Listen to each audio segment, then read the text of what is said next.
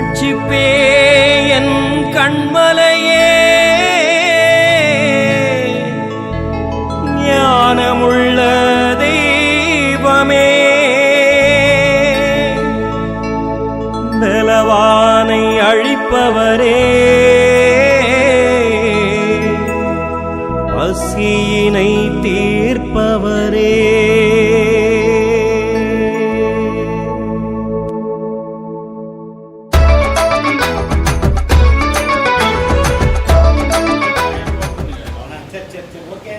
முதலாவது 7ஆம் நாள் ஆசரிக்க வேண்டும் என்று சொல்லுகிறது கள்ள உபதேசம். இதை பற்றிய காரியங்களை நான் உங்களுக்கு சொல்ல போகிறேன். 7ஆம் நாள் ஆசரிப்பு ஆதியாகமத்திலிருந்தே இருக்கிறது என்று செவன்த் டே சபையிலே சொல்லப்படுகிறது. ஆதியாகமத்திலே 2ஆம் அதிகாரம் 3ஆம் வசனத்திலே தேவன் படைப்பில் இருந்துதான் ஓய்ந்திருந்தார். அவர் ஓய்ந்திருந்தார், அதுக்கப்புறம் அவர் படைக்கவே இல்லை. படைப்பிலிருந்து ஓய்ந்திருந்தார், அந்த நாளை பரிசுத்தமாக்கினார். அந்த நாளை எந்த மனிதனும் கை கொள்ள வேண்டும் என்று அவர் கட்டளையிடவே இல்லை. அதற்கு பிறகு நாட்கள் ஓடிக்கொண்டே இருந்தன. ஏனோக்கு வந்தார், நோவா வந்தார், இப்படி நிறைய பேர் வந்து கொண்டிருந்தார்கள். நாட்கள் ஓடிக்கொண்டே இருந்தது. மோசேயுடைய காலம் வந்தது. மோசேயுடைய காலம் வந்த போதுதான் தேவன் அவர்களுக்கு நியாயப்பிரமாணத்தை கொடுத்தார். யோவான் 1ஆம் அதிகாரம் 17ஆம் வசனத்தில் எழுதப்பட்டிருக்கிறது. எப்படி எனில் மோசேயின் மூலமாய் வசிங்க நியாயப்பிரமாணம் மோசேயின் மூலமாய் கொடுக்கப்பட்டது. கிருபையும் சத்தியமும் இயேசு கிறிஸ்துவின் மூலமாய் உண்டாயின. அப்போ மோசே மூலமாய் தான் நியாயப்பிரமாணம் வந்தது. கிட்டத்தட்ட 2000 வருடங்களுக்கு மேலே நியாயப்பிரமாணமே இல்லை. மோசே மூலமாய் தான் நியாயப்பிரமாணம் கொடுக்கப்பட்டது. அந்த நியாயப்பிரமாணத்திலே நிறைய பிரமாணங்கள் இருக்கிறது. அதிலே ஒரு பிரமாணம் மாடல் லா, 10 கமாண்ட்மெண்ட், அதுவும் நியாயப்பிரமாணத்திலே இன்க்ளூடட். நியாயப்பிரமாணத்துக்குள்ளே இருக்கிறது, அதுவும் இருக்கிறது. ஆக இது எல்லாவற்றையுமே மோசேக்கு தேவன் கொடுத்திருக்கிறார். இது நெகேமியா 9ஆம் அதிகாரம் 13, 14 வசனத்திலே கிளியரா எழுதப்பட்டிருக்கிறது. வாசிங்கள். நெகேமியா 9ஆம் அதிகாரம். நீர் சீனாய் மலையிலிருந்து இறங்கி வானத்திலிருந்து அவரோட பேசி அவர்களுக்கு செம்மையான நீதி நியாயங்களையும் நல்ல கட்டளைகளும் கற்பனைகளும் ஆகிய உண்மையான பிரமாணங்களையும் கொடுத்தீர். சீனாய் மலையில் இறங்கி கொடுத்தீர். உமது பரிசுத்த ஓய்வு நாளை அவர்களுக்கு தெரியப்படுத்தி உமது பரிசுத்த ஓய்வு நாளை தெரியப்படுத்தி, நான் 7ஆம் நாள் ஓய்ந்திருந்தேன், உனக்கு அதே 7ஆம் நாளை உனக்கு ஓய்வுக்காக கொடுக்கிறேன் என்று அவர்களுக்கு கொடுத்தார் ஆண்டவர். ஏன் கொடுத்தார் என்றால், உபாகமம் 5ஆம் அதிகாரம் 15ஆம் வசனத்திலே கிளியரா எழுதப்பட்டிருக்கிறது. இவர்கள் 430 வருடங்களாய் எகிப்திலே அடிமைத்தனத்துக்குள்ளே வாழ்ந்தவர்கள், ஓய்வே இல்லாத நிலையில் வாழ்ந்தவர்கள். அப்படி ஓய்வே இல்லாமல் அடிமைப்பட்டு சின்னாபின்னப்பட்டு கிடந்த மக்களை விடுதலை பண்ணி மோசே கூட்டிக் கொண்டு வரும்போது தேவன் அவர்களுக்கு சீனாய் மலையிலே நியாயப்பிரமாணத்தை கொடுக்கும் பொழுது அவர் சொல்லுகிறார், வாசிங்க. நீ எகிப்து தேசத்தில் அடிமையா இருந்தாய் என்றும் உன் தேவனாய கர்த்தர் உன்னை அவ்விடத்தில் வல்லமையுள்ள கரத்தினாலும் ஓங்கிய புயத்தினாலும் புறப்பட பண்ணார் என்றும் நேர்மையாக. ஆகையால் ஓய்வு நாளை எதனால ஓய்வு நாள் ஆசை கட்டப்படுத்தாரு? அங்கே நீ அடிமைத்தனத்தில் இருந்தாய், ஓய்வு இல்லாமல் இருந்தாய். இப்ப நான் உனக்கு ஓய்வு கொடுக்கிறேன், என் பிள்ளை நீ, அதனால ஓய்வு கொடுக்கிறேன். என்னைக்கு ஓய்வு எடுக்கணும்? அவர் சொல்லுகிறார், நான் படைப்பிலிருந்து ஓய்ந்திருந்தேனே, அந்த நாளையே உனக்கு கொடுக்கிறேன். அப்போ அந்த நாளை நினைக்கும் போதெல்லாம் படைப்பை பற்றிய நிலைமை உங்களுக்கு உணர்வுகள் வர வேண்டும். நான் உங்களை படைத்த தேவன், நான் உங்களை விடுதலை பண்ணிய தேவன் என்ற ஒரு உணர்வு வர வேண்டும் என்று அவர் அவர்களுக்கு கொடுத்தார். அதை அப்படியே அவர்கள் கை கொண்டு வந்தார்கள். ஆனால் 10 கமாண்ட்மெண்ட் கொடுக்கும் பொழுது, 10 கமாண்ட்மெண்ட் எப்பொழுது கொடுத்தார் என்றால், அவர்களோடு யாத்திராகம் 20ஆம் அதிகாரத்திலே, இஸ்ரவேல் மக்களோடு யாத்திராகம் 20ஆம் அதிகாரத்திலே மலை மேலே நின்று, சீனாய் மலையில் நின்று அவர் சத்தமிட்டு பேசினார். 20ஆம் அதிகாரம் முழுவதும் எழுதி கொடுக்கல, கற்பனைகளை எழுதி கொடுக்கல, அவர் அங்கே வாய்மொழியால் பேசினார். அதை கேட்ட இஸ்ரவேல் மக்கள் எல்லாருமே, ஐயோ இந்த சத்தத்தை எங்களால் கேட்க முடியாது, மோசே நீயே போய் ஆண்டவர்கிட்ட போய் அவர் என்ன சொல்லுகிறார் என்று கேட்டு வந்து எங்களுக்கு சொல்லு என்று இஸ்ரவேல் மக்கள் எல்லாம் சொல்லிவிட்டார்கள்.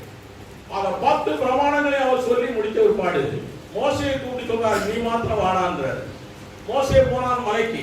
21ஆம் அதிகாரம் யாத்ராகம், 21ஆம் அதிகாரம் யாத்ராகம், 22ஆம் அதிகாரம் யாத்ராகம், 23ஆம் அதிகாரம், இந்த 3 அதிகாரங்கள் சம்பந்தப்பட்ட காரியங்களை தேவன் மோசேக்கு அன்றைய தினத்தை சொல்லிக் கொடுத்தார். இந்த காரியங்கள் யாத்ராகம் 20 பேசினார், எல்லாருக்கும் தெரியும்படியாய் பேசினார், இஸ்ரவேல் மக்களுக்கெல்லாம் தெரியும்படியாய் 10 கற்பனையை பேசினார். அதற்கு பிறகு 22, 21, 22, 23 மோசையிடம் மாத்திரமே பேசினார், கற்பனைகளை கொடுத்தார், நிறைய கற்பனைகளை கொடுத்தார். அதற்கு பிறகு 24ஆம் வசனத்தில் 24ஆம் அதிகாரத்தில் மோசே எழுதப்பட்டிருக்கிறது, வாசியுங்கள். 24ஆம் அதிகாரம் 3ஆம் வசனம்.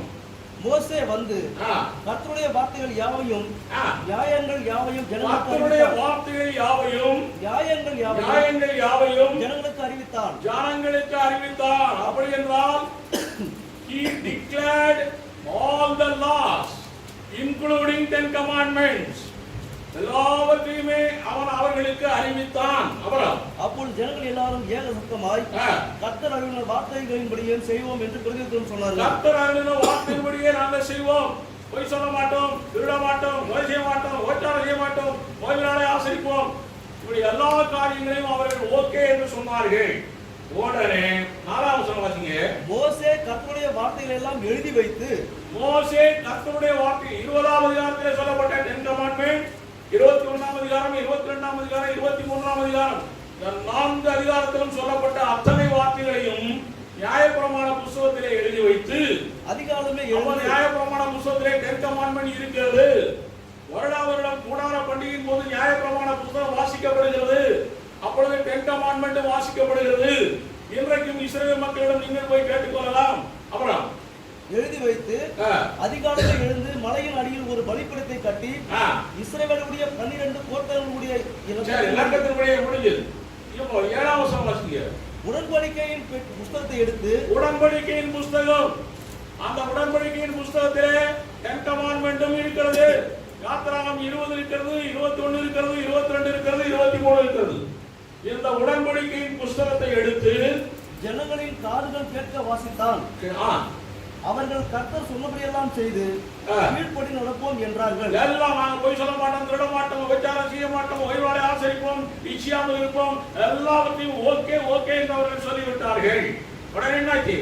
அப்போது மோசே ரத்தத்தை எடுத்து ஜனங்களின் மேல் தெளித்து, இந்த வார்த்தைகள் யாவையும் குறித்து கர்த்தர் உங்களோட பண்ணின உடன்படிக்கையின் ரத்தம் இதுவே என்றான். ஆக பழைய உடன்படிக்கை 10 கற்பனையோடு சேர்ந்த எல்லா நியாய பிரமாணங்களும் இணைந்தது.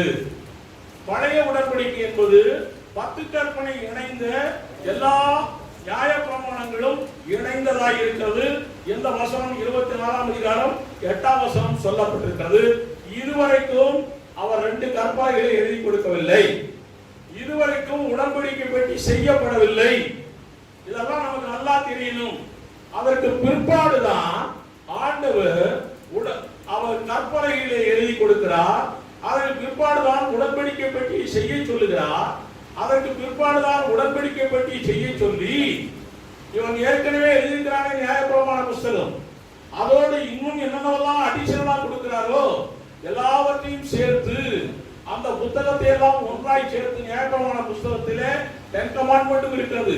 எல்லாம் சேர்த்து உடன்படிக்கை பெட்டி ஒன்று செய்யப்பட்டிருக்கிறது.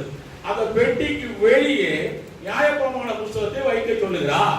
நியாயப்பிரமாண புத்தகத்துக்குள்ளே 10 கற்பனை இருக்கிறது. மறுபடியும் உங்களுக்கு சொல்கிறேன், உள்ளுக்குள்ளே அந்த உடன்படிக்கை பெட்டிக்குள்ளே 10 கற்பனை மாத்திரம் இல்லை, அதுக்குள்ளே மன்னா இருக்கிறது, ஆரோனுடைய தனித்த கோல் இருக்கிறது, அதிலே கற்பனைகள் இருக்கிறது, 10 commandments இருக்கிறது, 3 இருக்கிறது. அது 3 ஏன் வைக்கப்பட்டிருக்கிறது? காரணம் என்ன தெரியுமா? 40 வருட வனாந்தர வாழ்க்கையிலே உங்களை எப்படியெல்லாம் நடத்தினேன் என்பதற்கு சரித்திர ஆதாரம். இன்றைக்கும் அந்த சரித்திர ஆதாரம் பரலோகத்திலே இருக்கிறது. வெளிப்படுத்தல் 11ஆம் அதிகாரம் கடைசி வசனத்திலே அதே உடன்படிக்கை பெட்டி பரலோகத்திலே இருக்கிறது. இன்றைக்கும் அந்த சரித்திர ஆதாரம் இருக்கிறது. 40 வருடங்களாய் உங்களை கூட்டிக் கொண்டு வந்தேனே, உங்களுக்கு நியாயப்பிரமாணங்கள் கொடுத்தேன், உங்களுக்கு சாப்பாடு கொடுத்தேன், உங்களுக்கு ஆசாரியன் கொடுத்தேன், வழிநடத்த போதகனை கொடுத்தேன், இப்படி நான் நடத்தேன் என்று சொல்லப்பட்டிருக்கிறது. அப்போதைக்கு உபாகமம் 31ஆம் அதிகாரம் 23ஆம் வசனத்தை வாசிக்கலாம்.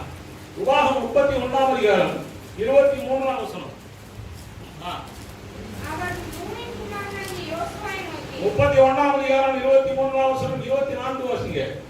மோசே இந்த நியாயப்பிரமாணத்தில் வார்த்தைகள் முழுவதையும் ஒரு புஸ்தகத்தில் எழுதி முடித்த பின்பு மோசே கர்த்தருடைய உடன்படிக்கைப்படி சுமக்கிற லேவியரை நோக்கி, நீங்கள் இந்த நியாயப்பிரமாண புத்தகத்தை எடுத்து அதை உங்கள் தேவனாகிய கர்த்தருடைய உடன்படிக்கை பெட்டியின் பக்கத்தில் வையுங்கள், அங்கே அது உங்களுக்கு விரோதமான சாட்சியாக இருக்கும்.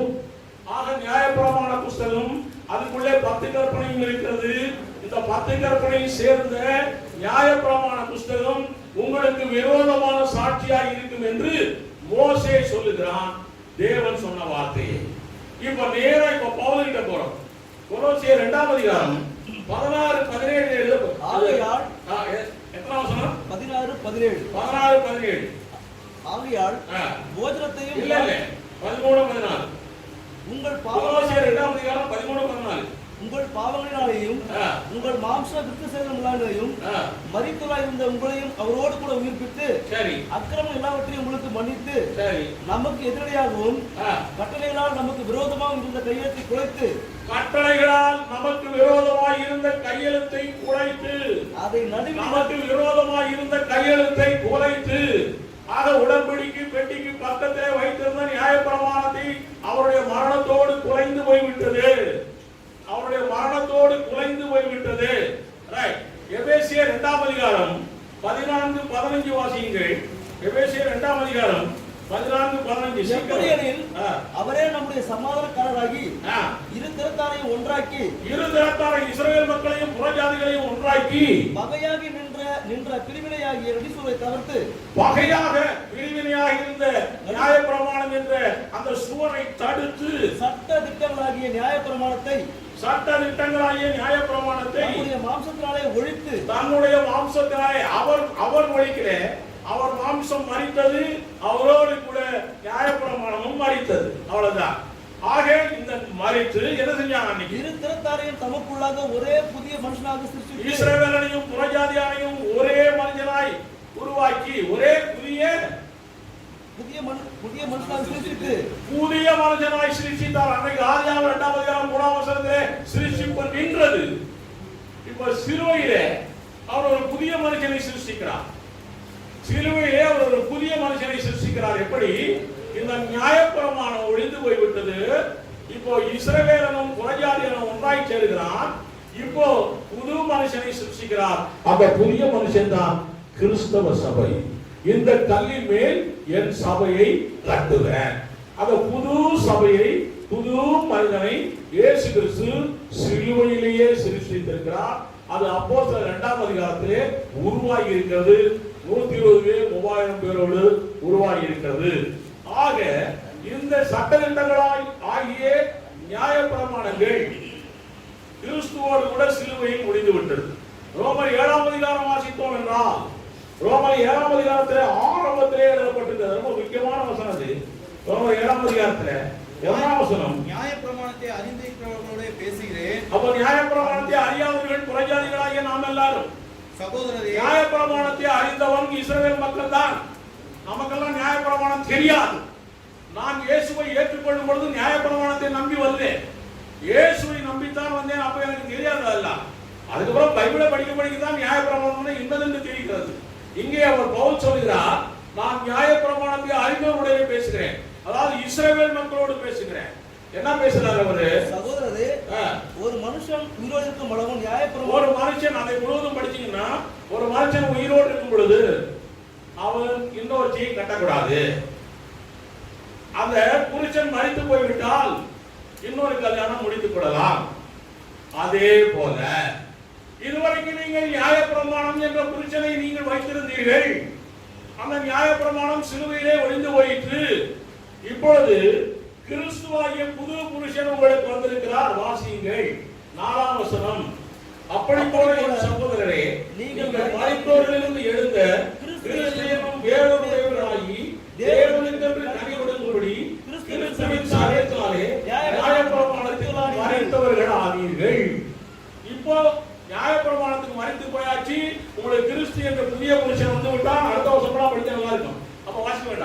ஆக கிறிஸ்து என்ற புதிய புருஷன் தான் உங்களுக்கு புருஷன். இப்போ உங்களுக்கு நியாயப்பிரமாணம் தேவையில்லை. 8ஆம் அதிகாரத்தில் ரொம்ப அழகா எழுதப்பட்டிருக்கிற 2ஆம் வசனத்திலே பாவம் மரணம் என்னும் பிரமாணத்திலிருந்து உங்களுக்கு இயேசு விடுதலையாக்கி இருக்கிறார். இயேசுவின் ஆவியின் பிரமாணம் உங்களுக்கு விடுதலையை கொடுத்திருக்கிறது. பாவம் என்று சொல்லுகிற பிரமாணம் நியாயப்பிரமாணம், மரணம் என்று சொல்லுகிற பிரமாணம் நியாயப்பிரமாணம். இந்த பாவம் மரணம் என்கிற பிரமாணத்திலிருந்து விடுதலையாக்கி இயேசு கிறிஸ்து ஆவியின் பிரமாணத்தை உங்களுக்கு கொடுத்திருக்கிறார். இந்த ஆவியின் பிரமாணம் வந்த பிற்பாடுதான் பவுல் அப்போஸ்தலனுக்கு ஒரு புது சிருஷ்டிப்பு என்ற ஒரு உணர்வு அவனுக்கே வந்திருக்கிறது என்று 8ஆம் அதிகாரத்தில் இருந்து எழுதி கொண்டு போகிறான். ஆக நியாயப்பிரமாணம் கிறிஸ்துவோடு முடிந்தது. ரோமர் 10ஆம் அதிகாரம் 4ஆம் வசனத்திலே சொல்லப்பட்டிருக்கிறது, கிறிஸ்து நியாயப்பிரமாணத்துக்கு முடிவாய் இருக்கிறார். முடிச்சிட்டார். நியாயப்பிரமாணம் contains 10 commandment also. அடிக்கடி சொல்லுகிறேன். அடுத்தது மத்தேயு 5ஆம் அதிகாரத்திலே மலை பிரசங்கத்திலே இயேசு சொல்லுகிறார், 17ஆம் வசனத்தை மாத்திரம் படித்துவிட்டு 18 யாரும் படிப்பதில்லை. 17ஆம் வசனம் வாசியுங்கள். நியாயப்பிரமாணத்தை ஆனாலும் தீர்க்க தரிசனங்களை ஆனாலும் அழிக்கிறதற்கு வந்தேன் என்று எண்ணிக்கொள்ளாதீர்கள். அழிக்க நான் வரவில்லை, நான் தானே கொடுத்தேன் நியாயப்பிரமாணத்தை. அழிக்க நான் வரவில்லை, அப்புறம் அழிக்கிறதுக்கு அல்ல நிறைவேற்றுவதற்கே வந்தேன். வானமும் பூமியும் அது எப்ப அழியுமா? அடுத்த வசனம், வானமும் பூமியும் ஒழிந்து போனாலும் நியாய பிரமாணத்தில் உள்ளதெல்லாம் நிறைவேறும் அளவும், நியாய பிரமாணத்தில் உள்ளதெல்லாம் நிறைவேறும் அளவும் அதில் ஒரு சிறு எழுத்தாயும் சொல்லுகிறேன். ஆக நியாய பிரமாணத்தை முழுமையாக இயேசு நிறைவேற்றிவிட்டார். அதனால நியாய பிரமாணம் கம்ப்ளீட்டா முடிஞ்சிருச்சு. இனி நியாய பிரமாணம் தேவையில்லை. அந்த நியாய பிரமாணத்தில் சொல்லப்பட்ட 10 கமாண்ட்மெண்ட்டும் தேவையில்லை.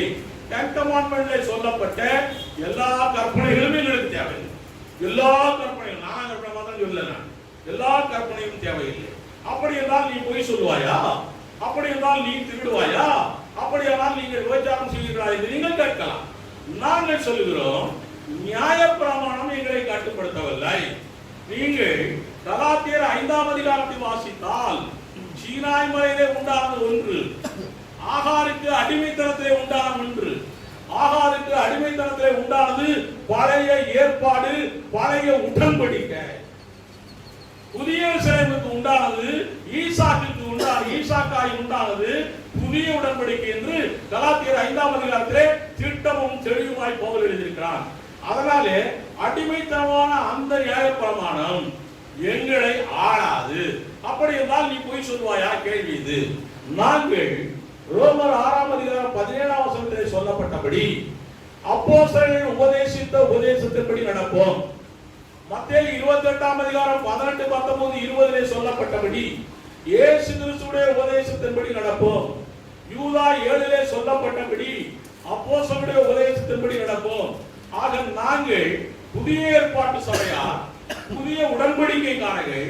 பழைய உடன்படிக்கை ஒழிந்து போய்விட்டது, அழிந்து போய்விட்டது. எபிரேயர் 8ஆம் அதிகாரம் 13ஆம் வசனத்தை வாசித்தால் அது அழிந்து போய்விட்டது என்றே பவுல் எழுதுகிறார். ஆக அந்த பழைய உடன்படிக்கையிலிருந்து நாங்கள் விடுதலையாகி புதிய உடன்படிக்கையை நாங்கள் கைக்கொள்ளுகிறதுனால அப்போஸ்தலர் உபதேசத்தையும் இயேசு உபதேசத்தை கைக்கொள்கிறோம். அப்போஸ்தலர்களும் இயேசுவும் எங்களை பொய் சொல்லவில்லை, திருட சொல்லவில்லை, விபச்சாரம் செய்ய என்று சொல்லவில்லை, அவர்கள் ஓய்வு நாளை ஆசிரி என்று சொல்லவில்லை. அதனாலே அவர்கள் என்ன சொன்னார்களோ அதன்படியே நாங்கள் செய்கிறோம். அவர்கள் சொல்றதுக்கு மிஞ்சி செய்கிறவர்கள் எல்லாம் வசனத்துக்கு விரோதிகள், கள்ள உபதேசக்காரர்கள் என்று நான் தீர்ப்பிடுகிறேன்.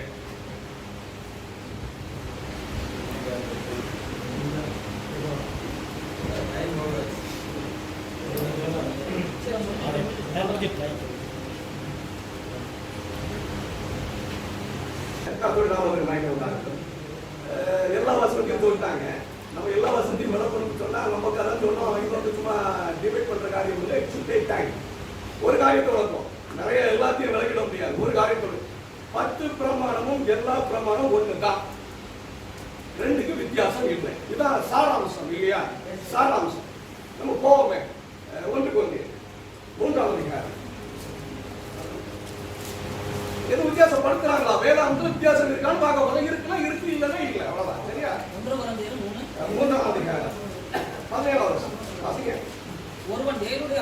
கெடுத்தால்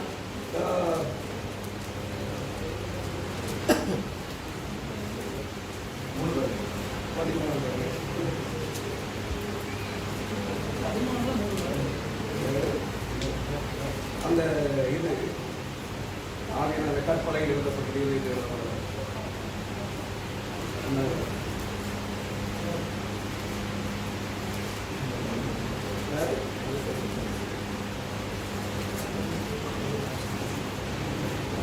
ரெண்டு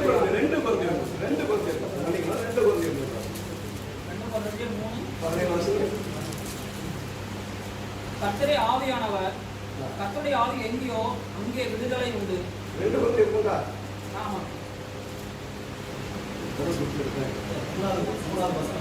மூணாவது வசனமா? ஏனெனில் நீங்கள் எங்கள் ஊழியத்தினால் உண்டாகிய நிறுவனமாய் இருக்கிறீர்கள் என்று வெளியரங்கமாய் இருக்கிறது. சரி, அது மையினால் அல்ல, கவனமா கேட்டுக்கிடுங்க. ஊழியத்தை அவர் ஊழியத்தை குறித்து சொல்றாரு. நம்ம எல்லாம் நிறுவனமா, நம்ம பார்த்தா விளங்கிக்கணுமா? அது ரெண்டு காரியம் இந்த ஊழியத்தில் நடக்கணும்னு சொல்றாரு. என்னமா சொல்லுங்க? மையினால் அல்ல, எதனால் எழுதப்படணுமா? ஜீவனுள்ள தேவனுடைய ஒண்ணு வந்து மையினால எழுதப்பட்டிருக்குது, அது மையினால எழுதப்படக்கூடாது, அப்ப அது ஆவியினால எழுதப்படணும். ரெண்டாவது கற்பனைகள் அல்ல, இருதயங்களாகிய பலகையில் எழுதணும். இப்போ எழுதப்படுறது ரெண்டு காரியத்தை சொல்றாரு. ஒண்ணு மையினாலே அல்ல, அப்படின்னா மையினால எழுதப்பட்டிருக்குது, அது மையினால எழுதப்படக்கூடாதப்பா, அது ஆவியினால எழுதப்படணுமா? ரெண்டாவது கற்பனைகள் எழுதப்பட்டிருக்குது, அது கற்பனைகளிலேயே இருக்கக்கூடாதுப்பா, எங்க இருக்கணும்? ஒரு சபையான இருதயத்துல இருக்கணும் அப்படின்னு சொல்றாரு. ஆனா நம்ம என்ன சொல்றோம்? ஒழிச்சு போச்சுடாங்க, முடிச்சு போச்சுடாங்க, சிலுவையோட போயிடுச்சுங்கிறோம். ஆனா அவர் என்ன சொல்றாரு? கற்பனைகள் இருக்கக்கூடாதுங்க, அது உன் இருதயத்தில் இருக்கணுங்கிறார். அவர் என்ன சொல்றாரு? மையில இருக்கக்கூடாதுங்க, ஆவியினால இருதயத்துக்கு வந்துடணும் அப்படிங்கிறார். என்ன ரெண்டு வித்தியாசம் இருக்குதா? மையினால் எழுதப்பட்டது ஐயா சொன்னாங்க இல்லையா? தேவன் நேரடியா சொன்ன பிறகு மோசையை கூப்பிட்டு நிறைய சொல்லி, ஒரு மகனுக்கு கூப்பிட்டு சொல்வாரு, மறுபடியும் கூப்பிட்டு சொல்வாரு. இதெல்லாம் எழுதுவார் மோசை, மையினால எழுதுவாரு. சரித்திரத்தை குறிக்கிறதுனால தேவன் பேசி சொல்லி சில வார்த்தைகள் அவர் மையில நினைச்சிருப்பார், எழுதியிருப்பார். ஆனா ரெண்டுக்கு வித்தியாசம் போட்டு, ஒண்ணு கற்பனைகளை நேரடியாக சொல்லிவிட்டு கற்பனைகளை எழுதி நம்ம உடம்படிக்க பெட்டி உள்ள வச்சு இருப்பார். கேள்வி ரெண்டு இருக்கா? ரெண்டு விதமா எழுதப்பட்டிருக்குது. பவுலும் ரெண்டையும் பிரிச்சு காட்டுறாரு, ஒண்ணு மைய, ஒண்ணு கற்பனை. சரி, பவுல சும்மா சொல்றாரா? போங்க தாடி போங்க. விவாதம் பண்ணிக்காரு.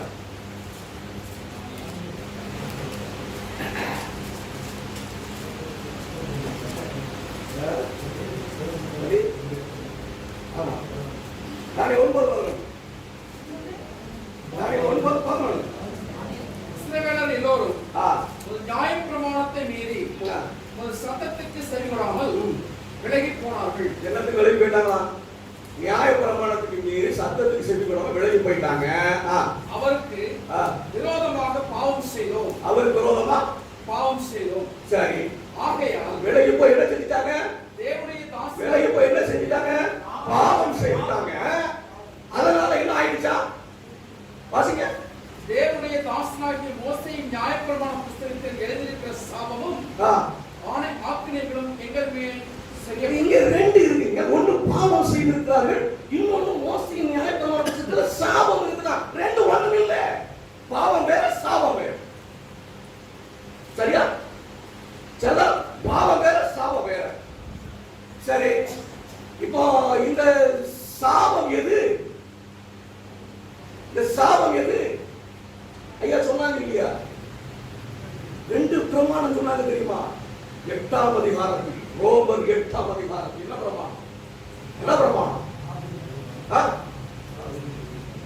மரணம், பாவம் என்கிற பிரமாணத்திலிருந்து உங்களை மீட்டுக் கொண்டார். மீட்பிலிருந்து பாவம், மரணம் என்கிற பிரமாணத்திலிருந்து. ஐயா, நியாய பிரமாணம் இருக்குது, பாவம்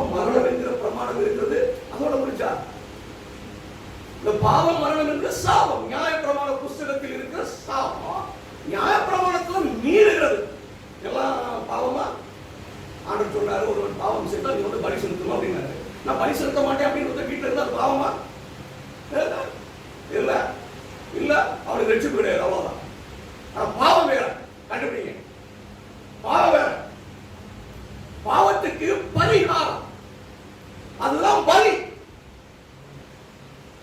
பாவம் வேற, பாவத்துக்கு பரிகாரம் பலி, பாவத்துக்கு சாபம் மரணமும் இல்லையா? சரிதானா? இருக்கா? அப்போ மரணம் பாவம் அப்படின்னு ஒரு பிரமாணம் இருக்குதுங்க. இந்த இந்த இந்த பரிகார பிரமாணம் இருக்கா? பாவத்துக்கு ஒரு பரிகாரத்தை சொல்லிட்டாங்க இல்லையா? சொல்லிட்டாரா? பைபிள் இருக்கா? சொல்லிட்டாரா? மையினாலே எழுதப்பட்டிருக்கிறது. அது சிலுவையில நிறைவேறது பாருங்க. அது முடிச்சு போயிட்டு அப்படின்னு சொன்னா பவுல் எதுக்கு மையினாலே எழுதக்கூடாது, ஆவினாலே எழுதணும்னு சொல்றாரு? வேற காரியம் இருக்குது. சிலுவையில முடிஞ்சு போச்சுன்னா கற்பனையில் இருக்கிறது இருதயத்தில் எழுதப்படணும் ஏன் சொல்றாரு? வேற காரணம் படிக்கணும். அப்போ பரிகார பிரமாணம் இருக்கா? வாசங்க தெரியுமா? குறைசிகள் தான் இருக்கா? வாசிங்க 11:14 நினைக்கிறேன். உங்கள் பாவங்களினாலேயும் உங்கள் மாம்ச விருத்த சேதனம் இல்லாமையினாலேயும் மரித்தவர்களாய் இருந்த உங்களையும் அவரோடு கூட உயிர்ப்பித்து அக்கிரமங்கள் எல்லாவற்றையும் உங்களுக்கு மன்னித்து நமக்கு எதிரடையாகவும் கட்டளைகளால் நமக்கு விரோதமாக இருந்த கையெழுத்தை குறைத்து அதை நடுவிலாதபடிக்கு எடுத்து சிலுவையின் மேல் ஆணி அடித்து குறைத்தனங்களை அதிகாரங்களை உரிந்து கொண்டு வெளியரங்கமான கோலமாக்கி அவைகள் மேல் சிலுவையிலே வெற்றி சிறந்தார். ஆகையால் போஜனத்தையும் பானத்தையும் குறித்தாவது பண்டிகை நாளை மாதப்பிறப்பையும் ஓய்வு நாட்களையும் குறித்தாவது ஒருவனும் உங்களை குற்றப்படுத்தாதிருப்பானாக. அவைகள் வரும் காரியங்களுக்கு நிழலாய் இருக்கிறது. வரும் காரியங்களுக்கு நிழலாய் இருக்கிறது. அவைகளின் பொருள் கிறிஸ்துவை பற்றினது. கிறிஸ்துவை பற்றிய பிரமாணம் இருக்கு. அது நிழலாய் இருக்குங்க. அது சிலுவையில முடிச்சு போயிட்டு சொல்லி தூரப்பட்டாதீங்க. அது மையினால எழுதப்பட்டது. இஸ்ரவேலர்களுக்கு அது எதிரடையா இருந்தது. ஏன் தெரியுமா? அவன் அந்த மையினால எழுததை பார்த்துட்டு மேசியாவை பார்க்க முடியல. ஆனா நீ மையினால பார்த்ததப்ப தாவீதை போல பாரு. தாவீதை இதே பிரமாணம் தாவீதுடைய காலத்துல இருந்தது. ஆனா மையினால எழுதியவில்லை, இதயத்தில் ஆவினால எழுதினது. அதெல்லாம் சொன்னா ஆண்டவரே நீ பலியை விரும்பவில்லை, மேசியா பலி நான் நம்புகிறேன். ஆண்டவரே நறுங்குண்ட இருதயத்தில் சதையான இருதயம், அதனுடைய பிரமாணம் எழுதணும். ஆவியினாலே அதை பார்த்து தன்னுடைய இருதயத்தில் பதித்து வைத்திருந்தார். நீங்க பதிச்சிருக்கீங்களா? நீங்க தான் வேண்டாம் விட்டுட்டீங்களே. உங்களுக்கு எப்படி ஆவியினால உள்ள வரும்? சரி, கற்பனை எழுதுது. அப்போ பிரமாணத்தை நீங்க அப்படியே எடுத்துட முடியாது. எல்லாத்தையும் கண்ண முடியும். பாவத்தை சுட்டி காட்டுகிற பிரமாணம் இருக்கிறது. அந்த பாவத்தை செய்கிறவனுக்கான சாப பிரமாணம் இருக்கிறது.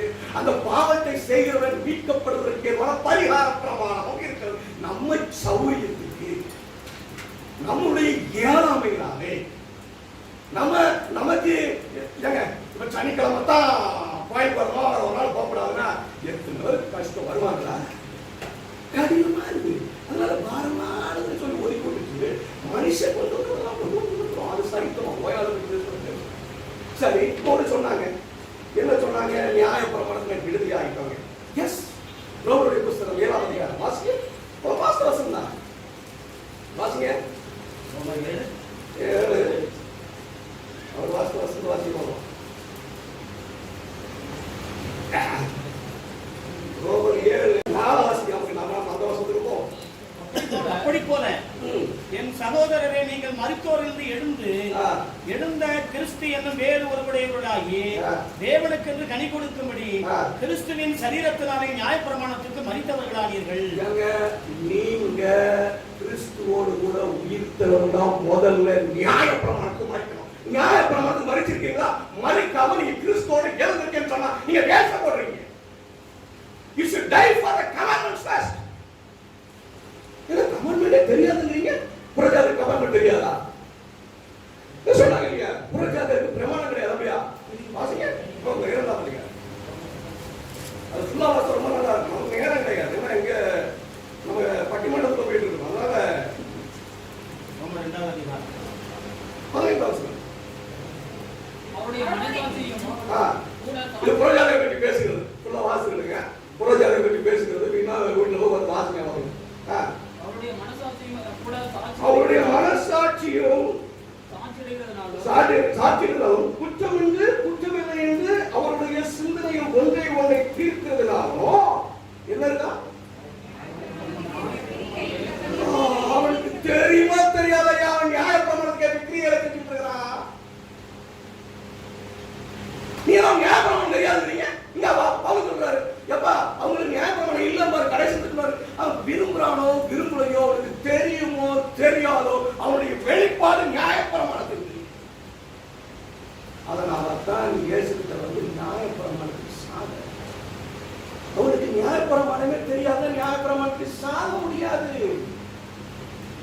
இல்லையா?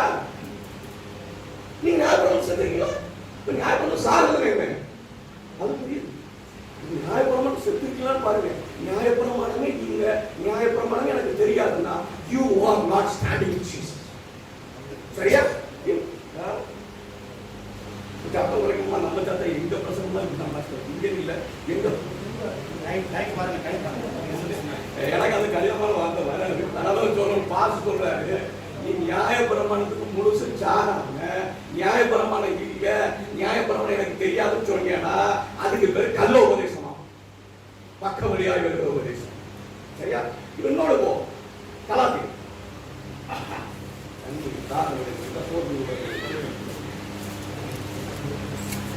கலாத்தியர் 3வது அதிகாரம் 17 வாசிங்க. கலாத்தியர் 3வது அதிகாரம் 17. ஆதலால் நான் சொல்லுகிறது என்னவெனில், கிறிஸ்துவை முன்னிட்டு தேவனால் முன் உறுதி பண்ணப்பட்ட உடன்படிக்கையை 430 வருஷத்திற்கு பின்பு உண்டான நியாயப்பிரமாணமானது தள்ளி வாக்குத்தத்தத்தை வியர்த்தமாக்க மாட்டாது. நியாயப்பிரமாணத்தை தள்ளின்னு சொல்லுதா இல்ல வாக்குத்தத்தத்தை உறுதிப்படுத்தி சொல்லுதா? கவனமா வாசித்தீங்கன்னா என்ன உறுதி தெரியுமா வரீங்க? வியர்த்தமாக்க மாட்டாது, உறுதிப்படுத்துமா நியாயப்பிரமாண வாக்குத்தத்தத்தை. நம்ம குழப்பறோம் அவ்வளவுதான். தொடர்ந்து வாசிங்க. பியூட்டிஃபுல். அன்றியும் சுதந்திரமானது நியாயப்பிரமாணத்தினால் உண்டானால் அது வாக்குத்தத்தத்தினால் உண்டாயிராது. தேவன் அதை ஆபிரகாமுக்கு வாக்குத்தத்தத்தினாலே அருளி செய்தாரே. அப்படியான நியாயப்பிரமாணத்தின் நோக்கம் என்ன? இது நியாயப்பிரமாணத்தின் நோக்கம் என்ன அப்படிங்கறதுக்காக டிரான்ஸ்லேஷன் போனீங்க. ஏன் நியாயப்பிரமாணம் அப்படிங்கிற கேள்வி தான் கரெக்டா இருக்கு. சரியா? ஆனா வாசி வாக்குத்தத்தத்தை பெற்ற சந்ததி வருமளவும், எதுவரையும் வாக்குத்தத்தத்தை பெற்ற சந்ததி வருமளவும் அது அக்கிரமங்களின் நிமித்தமாக கூட்டப்பட்டு ஏன் வந்துச்சா நியாயப்பிரமாணம்? ஆட் என்று இங்கிலீஷ்ல கூட்டப்பட்டுனோனே சும்மா ஆட், அதாவது நம்ம வாழ்க்கையோட நியாயப்பிரமாணம் சேர்ப்போம். ஐயா சொன்னாங்க சீனாயில வந்துச்சுன்னு சொல்லி. ஏன் சீனாயில கொடுத்தாரா? அக்கிரமம், ஒன்னிடத்துல காணப்பட்ட அக்கிரமம். எப்படி கொடுத்தாரு தெரியுமா? ஏன் கொடுத்தாரு தெரியுமா? போய் வாசிங்க யாத்திராகம புத்தகம் 16ஆம் அதிகாரத்துல ஒரு சோதனை வைப்பாரு. என்ன சோதனை? ஓய்வு நாள் சோதனை. அதுக்கு பிறகுதான் பேசுவாரு, அதுக்கு பிறகுதான் எழுதி கொடுப்பாரு. இந்த ஓய்வு நாள் சோதனைய அவர்கள் மீறினதுனாலே நியாயப்பிரமாணம் வெளியே வந்துச்சு. நியாயப்பிரமாணம் எங்க இருக்கு? உடன்படிக்கை வெளியே சொன்னாங்களா? உடன்படிக்கை வெளியில இருந்து சொன்னாங்களா? இந்த உடன்படிக்கை வெளியே எங்க இருக்கு? பூமியில இருக்கா பரலோகத்துல இருக்கா? பூமியில இருக்கா பரலோகத்துல இருக்கா? எங்க இருக்கு? சொல்ல பயப்படுறீங்க. மோசைக்கு பூமியில் உள்ளதை காட்டாரா பரலோகத்தில் உள்ளதை காட்டாரா? அவரு எந்த புத்தகத்துல பரலோகத்தில் உள்ளது சொல்றாரா பூமியில் உள்ளது சொல்றாரா? படிக்க போய் பரலோகத்துல இருக்கு. யோவான் பார்க்கிறாரு 11ஆம் அதிகாரத்துடைய கடைசி வசனத்துல உடன்படிக்கை பெட்டிக்குள்ள பார்க்கிறாருங்க. அப்ப மண்ணா கிடையாது, தொலைந்த கோல் கிடையாது, எது மட்டும் இருந்துச்சு உள்ள. மோசை வைக்கும் போது கற்பனை மட்டும் தான் வைக்கப்பட்டது. தளிர்ந்த கோடும் மண்ணாவும் எப்பொழுது சேர்க்கப்பட்டது என்று நமக்கு தெரியாது. ஆனா பவுலுடைய எழுத்துல சொல்லப்பட்டிருக்கிறது. ஆனா பரலோகத்தில் யோவான் பார்த்ததுல என்ன கிடையாது. சரி, அப்ப எங்க இருக்கு இப்ப உடன்படிக்கை பெட்டி? பரலோகத்தில் இருக்கு. அதுக்குள்ள என்ன இருக்கீங்க? மாதிரி கற்பனை இருக்கு. நீங்க முடிச்சு வச்சிருக்கீங்க. என்ன தெரியுமா ரகசியம்? நான் உள்ள போய் சொல்றேன். ஆண்டவர் ஆதாம் என்று ஒரு கட்டளை கொடுத்தார். 18 கொடுத்தாரு. கேட்பாங்க 18 இல்ல என்ன கொடுத்தாரு? இந்த கடியை புசிக்காதே. The basic principle was dictated. ஒரு அடிப்படை கட்டளை கொடுக்கப்பட்டது. இதை நீ சரியா செஞ்சா எதை கை கொள்ளுவேன்? நியாயம் கை கொள்ளுவேன். ஆபிரகாம் கூப்பிட்டாரு, நோவாவை கூப்பிட்டாரு. நோவாவுக்கு என்ன? நீ வேலைக்கு போறதா? வேலை கட்டளை இல்ல. இதை வேலைக்கு நீ போனீங்கன்னா நீ எதை கை கொள்ளுவேன்? நியாயப்பிரமாணம் கை கொள்ளுவேன். இது எப்படி தெரிஞ்சுக்கிறது? ஆபிரகாம் கூப்பிட்டாரு, இந்த தேசத்துக்கு போனாரு. அவன் நம்ம போனா கடைசி சொன்னார், இவன் என் நியமங்களையும் என் கற்பனைகளையும் எல்லாவற்றையும் கை கொள்றான். இஸ்ரவேலர்கள் கூப்பிட்டாரு, வெளியே வந்தாங்க. ஒரு கற்பனையை வச்சு சோதிச்சார். அவருடைய நியாயப்பிரமாணம் முதல் நியாயப்பிரமாணத்தில் கற்பனை எடுத்து சோதனையா வைக்கிறார். எதுக்கு வாசிக்கணுமா? என் நியாயப்பிரமாணத்தை இவர்கள் கை கொள்வார்களோ கை கொள்ள மாட்டார்களோ என்பதை அறியப்படுத்தி கை கொள்ளலையா? அக்கிரமத்தினால கூட்டப்பட்டது. உடன்படிக்கை பெட்டிக்கு உள்ள இருந்துச்சு தெரியுமா? அந்த பிரமாணம் வெளியே வந்துச்சு. ஏய் பாரு, இதுதான் என் பிரமாணம், இதன்படி நடந்த என் சுவாபம் இருக்கிற வரும். அது எங்க போயிடும் தெரியுமோ? திருப்பி எங்க போகணும்? கற்பனையிலேயே இருக்குமான உங்களுடைய ஜீவிய காலத்திலே you will not be saved. இருதயத்துக்குள்ள வரணும். அது இருதயத்துக்குள்ள வந்துட்டு எங்க போயிடும்? பெட்டிக்குள்ள போயிடும். நியாயப்பிரமாணத்தின் முடிவா இருக்கிறார். எப்போ? சிலுவையா?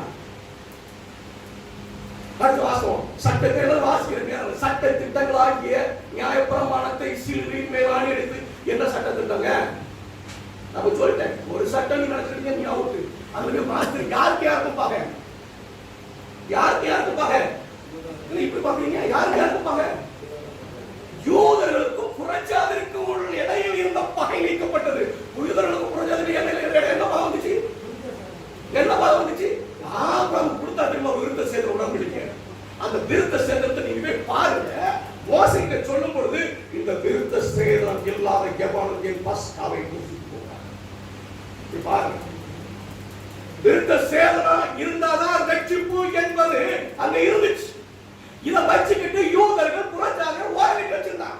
இப்ப அந்த 2 வருஷத்தை வாசிக்கணும். மேல இருந்து வாசிச்சு வாங்க, மேல இருந்து வாசிச்சுக்கிட்டு வாங்க. அப்பதான் அது விருத்த சேதனம் உனக்கு தெரியும். 2 மட்டும் வாசிக்கணும், ஏமாந்து போவ. அதை நீக்கி உனக்கும் புறஜாதிகளுக்கும் இஸ்ரவேலருக்கும் இருக்கிற ரட்சிப்பு ஒண்ணு சொன்னாரு. அதுக்காக இப்போ எதுவுமே இல்லையா? விருத்த சேதனம் நீக்கி கொண்டு எதுவுமே இல்லையா? ஒன்னு வச்சுட்டாரு. என்னது? ஞான ஸ்நானம். எனக்கு அனுப்பிய பிள்ளைகளை இன்னொரு காரியத்தை சொல்லி முடிச்சிடுறேன். அது சொல்லுவாங்க, களத்திற்கு போங்க, இங்க எப்படி ஏசிட்ட வந்து பார்த்துக்கங்க.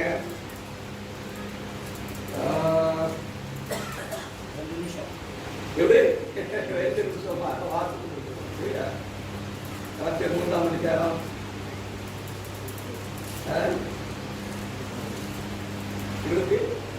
24வது வசனம். இவ்விதமாக நாம் விசுவாசத்தினாலே நீதிமான்களாக்கப்படுவதற்கு நியாயப்பிரமாணம் நம்மை கிறிஸ்துவினிடத்தில் வழிநடத்தியிருந்தது. எது உங்களை கிறிஸ்துவினிடத்தில் வழிநடத்தும்? ஜேகர் ஸ்டீஃபனா? இல்ல பாஸ் ஜெயபால் இருக்கா? இல்ல பாஸ் சேவியர் பிரான்சிஸ் சேவியரா? எது வழிநடத்தும் கிறிஸ்துவினிடத்தில்? நியாயப்பிரமாணம் வழிநடத்துங்க. நீ நியாயப்பிரமாணம் இல்லைன்னு சரி வழி நடந்தாச்சு. உடனே வாசனம் நீங்க அதோட படிங்க. அடுத்த வசனத்தை வாசிங்க. விசுவாசம் வந்த பின்பு நியாயப்பிரமாணத்துக்கு நான் கீழானவன் அல்ல. சுதந்திரவாதி. என்ன சுதந்திரவாதி? நான் தான் சொன்னேன், ரட்சிப்பு 2ங்க. 1 ரட்சிக்கப்படுவதற்கு நியாயப்பிரமாணம் அவசியம் இல்லை, விசுவாசம் மாத்திரமே. இப்ப நீங்க நியாயப்பிரமாணத்துக்கு கீழானவனா? நியாயப்பிரமாணத்துக்கு கீழானவர். அப்படியானா இயேசுகிட்ட வருவதற்கு எதற்கு கீழாக இருந்திருக்கிறார்கள்? எதற்கு கீழாக இருந்திருக்கிறார்கள்? நியாயப்பிரமாணத்துக்கு கீழாக இருந்திருக்காங்க. படிக்கிறத ஆராய்ந்து பார்க்கணும். அப்பதான் நிச்சயம் சொல்லுவேன். எதற்கு கீழாக இருந்திருக்காங்க? நியாயப்பிரமாணத்துக்கு கீழாக என்ன இருந்தாங்க? அப்பா நியாயப்பிரமாணத்துக்கு கீழே அவங்களுக்கு தேவன் வேற தேவன். அவங்க விக்கிரகத்தை வணங்கினாங்க. அவங்களுக்கு ஒண்ணும் கிடையாது. நியாயப்பிரமாணத்துக்கு முழுசும் மீறிட்டே இருந்தாங்க. கிடைச்சிட்டாங்க. கிறிஸ்துவிடத்துல வருகிறதுக்கு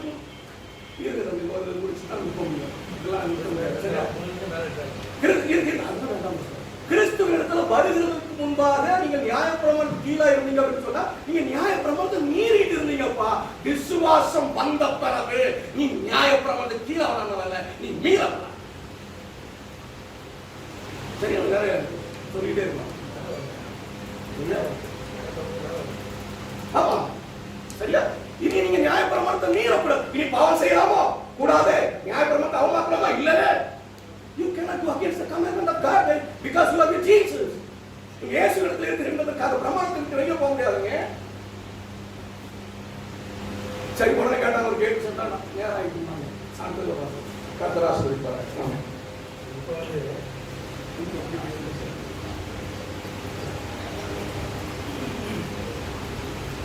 டைம் நோட் பண்ணிக்கோங்க பாஸ்டர். டைம் பேசுங்க, நல்லாவே பேசுங்க. 4:58 டைம் ஃபாலோ பண்ணுங்க. கர்த்தருடைய பரிசுத்த நாமத்துக்கு ஸ்தோத்திரம். சகோதரர் சொன்னார், சகோதரர் பாஸ்டர் ஐயா சகோதரர் சொன்னார் 2 கொரிந்தியர் 3ஆம் அதிகாரம் 3ஆம் வசனம். தயவு செய்து வாசியுங்கள். 2 கொரிந்தியர் 3ஆம் அதிகாரம் 3ஆம் வசனம். சீக்கிரம். 2 கொரிந்தியர் 3ஆம் அதிகாரம் 3ஆம் வசனம். ஏனெனில் நீங்கள் எங்கள் ஊழியத்தினால் உண்டாகிய கிறிஸ்துவின் நிருபமாய் இருக்கிறீர்கள் என்று வெளியரங்கமாய் இருக்கிறது. எங்கள் ஊழியம் வேற, மோசேயின் ஊழியம் வேற. 3ஆம் அதிகாரம் முழுவதும் படிச்சா தெரியும். கிறிஸ்தவ ஊழியம் வேற, மோசேயின் ஊழியம் வேற. நீங்கள் எங்கள் ஊழியம், கிறிஸ்தவ ஊழியம், மோசேயின் ஊழியம் அல்ல. இது மோசேயின் ஊழியம் எப்படி இருந்தது? அது மையினால் இருந்தது, ஜீவனுள்ள கற்களினால் பலகைகளினால் இருந்தது. அது மோசையின் ஊழியம். எங்கள் ஊழியம் ஆவியினாலே இருக்கிறது. ஆவியினாலே இருக்க வேண்டும் என்பதுதான் தேவனுடைய ஆரம்பத்திலிருந்தே திட்டம். ஆரம்பத்திலிருந்தே அந்த கல்லுல மாத்தரக்கூடாது, கற்பனைகள் மாத்தரக்கூடாது, உங்க ஆவியிலே எழுதப்பட வேண்டும் என்பதுதான் தேவனுடைய திட்டம். ஆதியிலிருந்தே தேவன் சொல்லி இருக்கிறார். ஆதியிலிருந்தே பழைய ஏற்பாட்டில் இருந்தே சொல்லி இருக்கிறார். அதுக்கு பிறகு அந்த மக்கள் திருந்தவே இல்லை. அவன் அது சட்டத்திட்டமாக எடுத்துக்கொண்டு அது ஒரு லா போலவே எடுத்துக்கொண்டு அப்படியே செய்து கொண்டிருக்கிறார்கள். அவ்வளவுதான். அதுலயும் 10 கமாண்ட்மெண்ட்ல ஓய்வு நாளை ஆசரிக்க நினைப்பாயாக என்றுதான் சொல்லி இருக்கிறது ஒழிய ஓய்வு நாள் அன்னைக்கு சர்ச்சுக்கு போ சொல்லல, ஓய்வு நாள் அன்னைக்கு ஆராதனை பண்ணு சொல்லல, ஓய்வு நாள் அன்னைக்கு ஆராதனை பண்ணலாம் ஒண்ணும் இல்ல. ரெஸ்டட், அவ்வளவுதான். If you follow 10 commandment, you should not go to any church. If you follow 10 commandments only, 10 commandments மாத்திரம் கைக்கொள்ளுகிறவன் அப்படி அல்ல.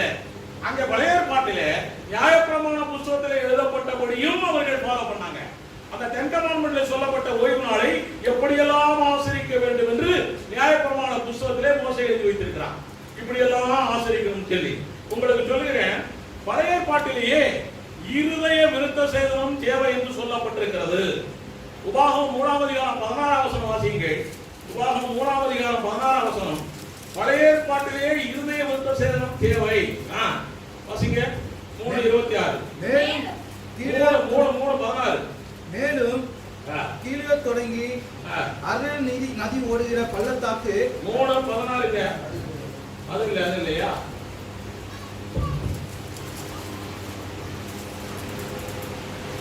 10:16. ஆகையா நீங்கள் இனி உங்கள் பிடரியை கடினப்படுத்தாமல் உங்கள் இருதயத்தின் நுனித்தோலை விருத்த சேதனம் பண்ணுங்கள்.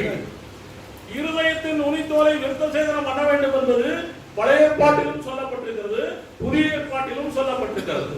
எரேமியா 4ஆம் அதிகாரம் 17ஆம் வசனம், எரேமியா 4ஆம் அதிகாரம் 14ஆம் வசனம், இப்படி நிறைய வசனங்கள். உபாகமம் 30ஆம் அதிகாரம் 6ஆம் வசனம் நிறைய வசனங்கள் இருக்கிறது. இருதய விருத்த சேதனம், ஆவியிலே விருத்த சேதனம் பண்ண வேண்டும். இதைத்தான் நிக்கோதேமுக்கு யோவான் 3ஆம் அதிகாரம் 3ஆம் வசனத்தை சொன்னார். நீ ஜலத்தினாலும் ஆவியினாலும் மறுபடியும் பிறவாவிட்டால் பரலோக ராஜ்யத்தில் பிரவேசிக்க மாட்டாய் என்று பழைய ஏற்பாட்டு காலத்திலே இயேசு சொன்னார். நிக்கோதேமு கிட்ட பழைய ஏற்பாடு நிக்கோதேமு கிட்ட சொன்னார் இயேசு கிறிஸ்து. அதே பழைய ஏற்பாட்டு சத்தியத்தை தான் சொல்லிக் கொண்டிருக்கிறார் அவர். இன்னொரு காரியம் உங்களுக்கு சொல்லுகிறேன். 10 கற்பனையிலே 10 கற்பனை தான் இன்றைக்கு இருக்கிறது, மற்ற நியாயப்பிரமாணம் எல்லாம் கிடையாது என்று நீங்கள் சொல்வீர்களானால், 10 கற்பனை தான் இருக்கிறது, மற்ற நியாயப்பிரமாண புத்தகத்தில் எழுதப்பட்டதெல்லாம் கிடையாது என்று நீங்கள் சொல்வீர்களானால், 10 கற்பனையிலே தண்ணி அடிக்க கூடாது என்று எழுதப்பட்டிருக்கிறதா? இல்லை. அப்படி என்றால் நாம் தண்ணி அடிக்கலாமா? 10 கற்பனையிலே தசமபாகம் கொடுக்க வேண்டும் என்று எழுதப்பட்டிருக்கிறதா? 10 கற்பனையிலே காணிக்கை கொடுக்க வேண்டும் என்று எழுதப்பட்டிருக்கிறதா? அப்படி என்றால் நாம் தசமபாகம் காணிக்கை கொடுக்காமல் இருக்கணுமா? 10 கற்பனையிலே நீ ஆராதனை செய்ய வேண்டும் என்று எழுதி இருக்கிறதா? 10 கற்பனையிலே 7ஆம் நாள் ஆராதனை செய்ய வேண்டும் என்று எழுதி இருக்கிறதா? இல்லையே. அப்ப 10 கற்பனை மாத்திரமே உன்னை ஒரு நாள் பரலோகத்துக்கு கொண்டு போகாது. 10 கற்பனை நம்மை ஆளாது. இன்னொரு காரியம் உங்களுக்கு சொல்கிறேன். பாவம் செய்பவனுக்குத்தான் ரட்சிப்பு. பாவம் செய்தால்தான் அவனுக்கு ரட்சிப்பு. பாவத்திலிருந்து விடுதலையானால் தான் ரட்சிப்பு. பாவம் செய்வான் மனுஷன். வேதம் சொல்லுகிறது 1 யோவான் 5ஆம் அதிகாரம் 9ஆம் வசனத்திலே தேவனால் பிறந்த எவனும் பாவம் செய்யான். அப்படின்னா என்ன தெரியுமா? He will not continue to sin. He will not stick on sin. பாவத்திலே நிலைத்திருக்க மாட்டான், பாவத்தை தொடர்ந்து செய்ய மாட்டான் என்று அர்த்தம். அதனால நீ கிறிஸ்தவனாய் மாறிவிட்டாலும் கூட நமக்கு பாவம் இல்லை என்று சொல்லுவோமானால் நம்மை நாமே வஞ்சிக்கிறவர்களாக இருக்கிறோம். சத்தியம் நமக்குள் இராது. அதனால கிறிஸ்தவனாய் இருந்தாலும் எல்லாரும் யாரா இருந்தாலும் சரி பாவ சுவாபம் அவனுக்குள்ளே இருந்து கொண்டே தான் இருக்கிறது. இவன் பாவம் செய்கிறதுனால் பாவி அல்ல, ஆதாம் ஏவாள் என்ற பாவ ஜாதிக்கு பிறந்ததுனாலே இவன் பாவியா இருக்கிறான். பாவம் செய்கிறதுனாலே பாவி அல்ல, பாவ ஜாதியிலே பிறந்ததினால். நாடார் ஜாதியில் பிறந்தால் நாடார், முதலியார் ஜாதியில் பிறந்தால் முதலியார், பாவி ஜாதியில் பிறந்தால் பாவிதான். நியாயப்பிரமாணத்துக்கு மறிப்பது யார்? ரோமர் 7ஆம் அதிகாரத்தில் சொல்லப்பட்டிருக்கிறது. முதல் வசனமே அறிந்தவர்களுடைய பேசுகிறேன். அப்ப நியாயப்பிரமாணத்தை அறியாத கிறிஸ்தவர்களும் உண்டு. நியாயப்பிரமாணத்தை அறியாத கிறிஸ்தவர்களும் உண்டு. இது முதல்ல புரியணும். இது பகுத்தறிவு உள்ளவர்களுக்கு புரியும். ரைட்.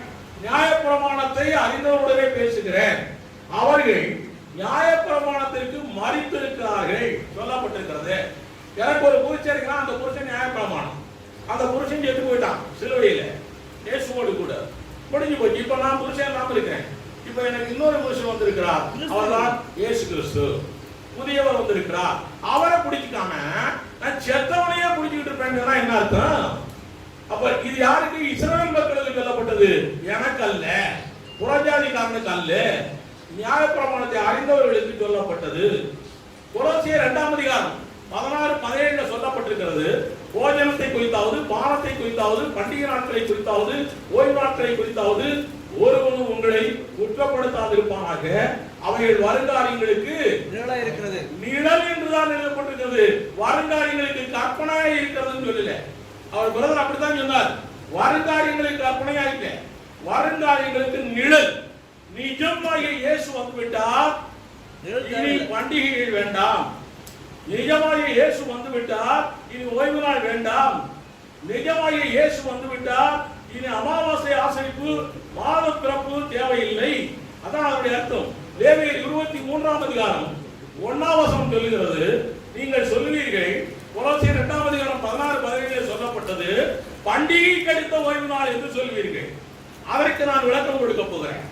லேவியர் 23ஆம் அதிகாரம் 1-2 வசனங்களில் எழுதப்பட்டிருக்கிறது. வாசிங்க ஐயா.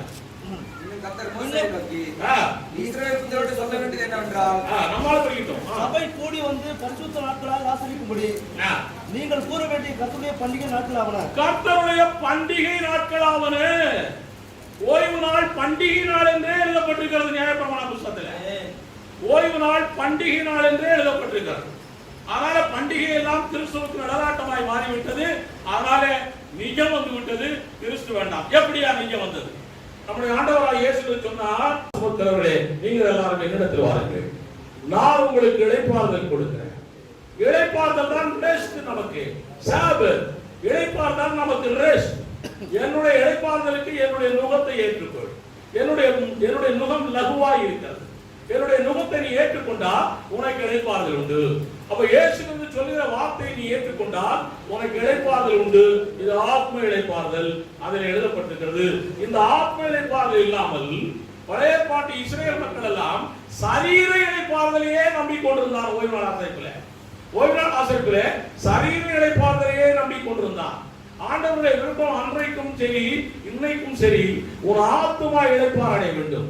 ஒரு ஆத்மா வாழ்கிறது போல எல்லாவற்றிலும் வாழ்ந்து சுகமாய் இருக்க வேண்டும். ஆத்மா வாழ்ந்தால்தான் உன்னுடைய எல்லாம் நல்லபடியா இருக்கு என்று தேவன் விரும்புகிறார். ஆக இயேசு வந்தார், எனக்கு இளைப்பாறுதல் கொடுத்திருக்கிறார். அதனால இந்த சரீர பிரகாரமான இந்த ஓய்வு நாள் ஆசரிப்பு எனக்கு தேவையில்லை. ரோமர் 2ஆம் அதிகாரம் 15ஆம் வசனத்தை சொல்லி இருக்கிறார், புறஜாதியர் எல்லாரும் மனச்சாட்சியின்படி நியாயப்பிரமாணத்தின்படி நடக்கிறார்களா? அதுல எழுதியிருக்கு வசனம். கரெக்ட் தான். நியாயப்பிரமாணத்தின்படி நடக்கிறார்கள் என்றால் புறஜாதிக்காரன் சனிக்கிழமை சர்ச்சுக்கு போறானா? புறஜாதிக்காரன் பலி செலுத்துறானா? புறஜாதிக்காரன் தசமபாகம் கொடுக்கிறானா? புறஜாதிக்காரன் இயேசுவை ஆராதிக்கிறானா? இல்லையே. அப்ப அவருடைய அர்த்தம் தான் என்ன? வாசிங்கதே. அவருடைய மனசாட்சியும் கூட சாட்சியினாலையும் குற்றம் உண்டு குற்றம் இல்லை என்று குற்றம் இல்லை. அதுலதான் அவன் கரெக்டா இருக்கிறான். அதான் எழுதிருக்கு.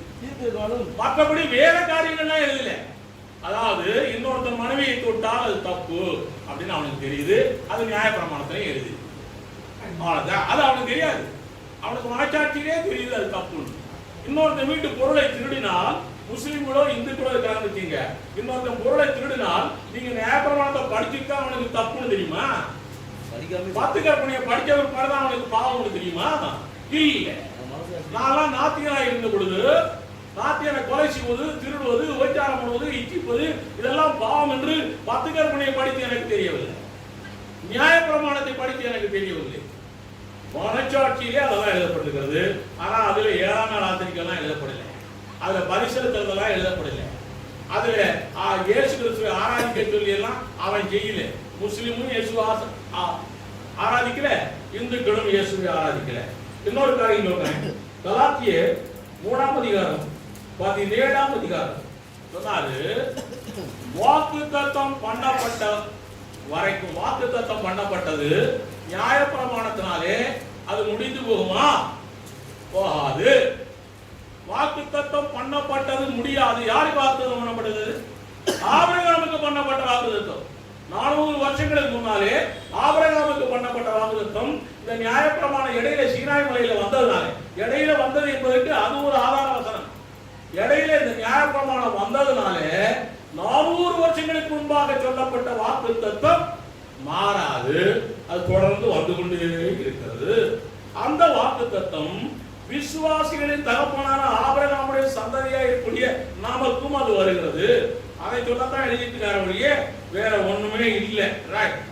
இன்னொன்னு சொன்னாரு, அவர்கள் எல்லாரும் விருத்த சேதனம் பண்ணினார்கள், இஸ்ரவேல் மக்கள் எல்லாம். அந்த விருத்த சேதனம் தான் ரட்சிப்பான்.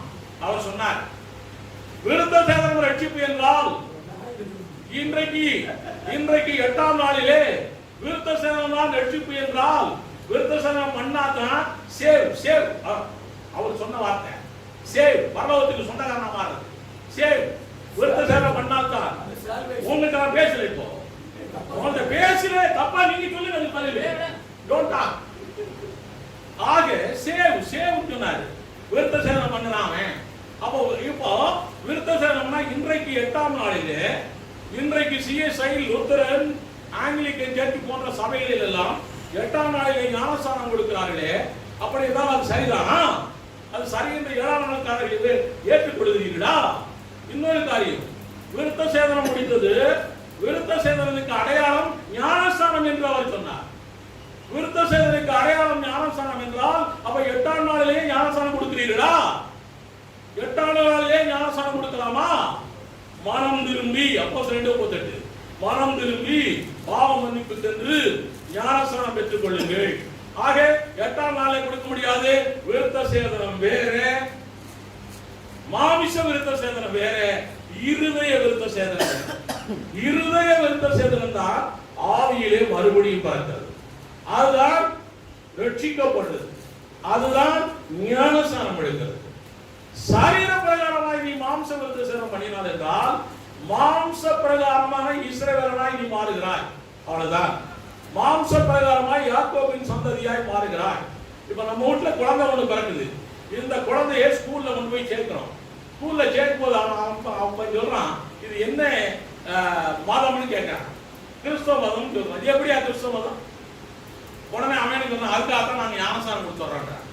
யாரு? சிஎஸ்ஐக்காரன், லுத்தரனுக்காரன், ஆங்கிலிக்காரன், மெத்தடிஸ்ட்காரன், இப்படி பலதரப்பட்ட ஆட்கள் சொல்றான். அதுக்காகத்தான் ஞானஸ்தானம் கொடுக்குறாங்க. வேதத்துக்கு புறம்பாய் அல்ல.